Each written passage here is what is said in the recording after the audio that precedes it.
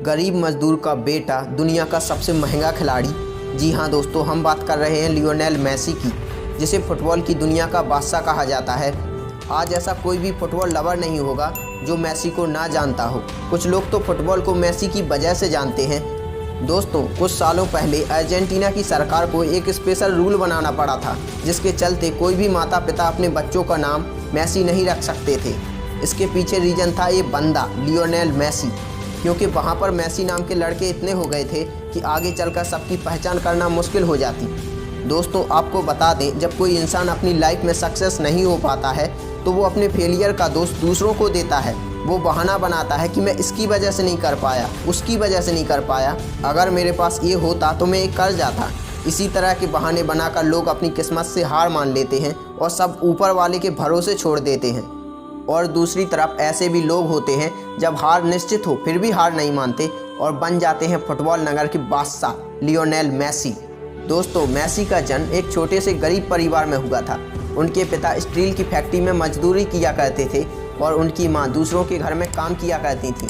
दोस्तों, आपको जानकर हैरानी होगी कि जब मेसी 5 साल के थे तब से उन्होंने फुटबॉल खेलना शुरू कर दिया था और उनकी इस प्रतिभा को देखकर उनके पिता ने पास के एक फुटबॉल ट्रेनिंग क्लब में शामिल करवा दिया ताकि वो अच्छी तरह से फुटबॉल सीख सकें।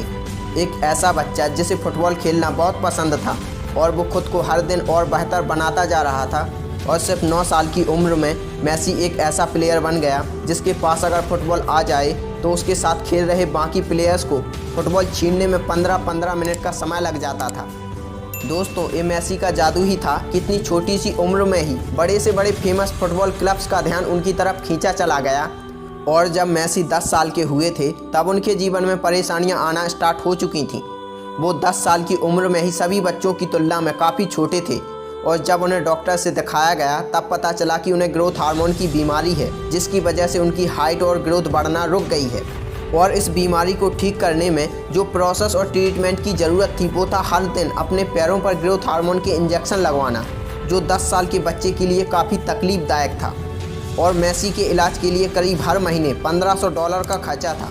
और मेसी के घर की आर्थिक स्थिति इतनी अच्छी नहीं थी कि वो हर महीने इतनी रकम सिर्फ इलाज के लिए खर्च कर सकें। और इस घटना के बाद मेसी के माता पिता बहुत परेशान थे। उन्हें ऐसा लग रहा था कि मेसी अब फुटबॉलर नहीं बन पाएंगे, लेकिन फिर भी मेसी कभी निराश नहीं हुए और ना ही कभी हार मानी, ना ही खुद को कमज़ोर होने दिया, बल्कि अपनी प्रैक्टिस दुगनी कर दी। और इन सब चुनौतियों के बावजूद भी मेसी ने खुद को टूटने से बचाए रखा और अपनी प्रतिभा पर विश्वास रखते हुए खुद को आशावादी बनाए रखा। और जब मेसी 13 साल के हुए तब बार्सिलोना क्लब के डायरेक्टर मेसी का टैलेंट और गेम को देखकर अपने क्लब में शामिल किया और उनके घर वालों के सामने ये शर्त रखी कि मेसी को अर्जेंटीना छोड़कर उनके साथ स्पेन जाना होगा ताकि वो अपने फुटबॉल कैरियर को आगे बढ़ा सके और मेसी के इलाज की जिम्मेदारी अब हमारी होगी। मेसी के माता पिता तुरंत इस ऑफर को मान गए। दोस्तों, वो कहते हैं ना कि प्रतिभाशाली लोगों के दुख ज़्यादा दिन तक नहीं रहते।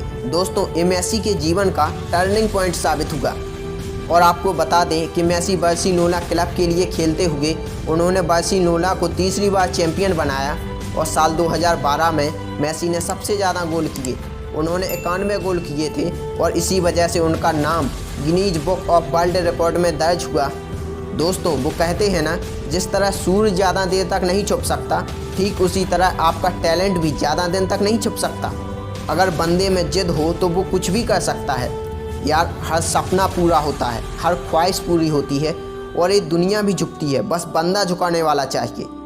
दोस्तों, वीडियो अच्छा लगा हो तो ही इस वीडियो को अपने दोस्तों के साथ शेयर करना और चैनल को सब्सक्राइब करके बेल नोटिफिकेशन भी ऑल पर क्लिक कर लेना। मैं मिलूँगा आपसे अगले वीडियो में, तब तक के लिए धन्यवाद।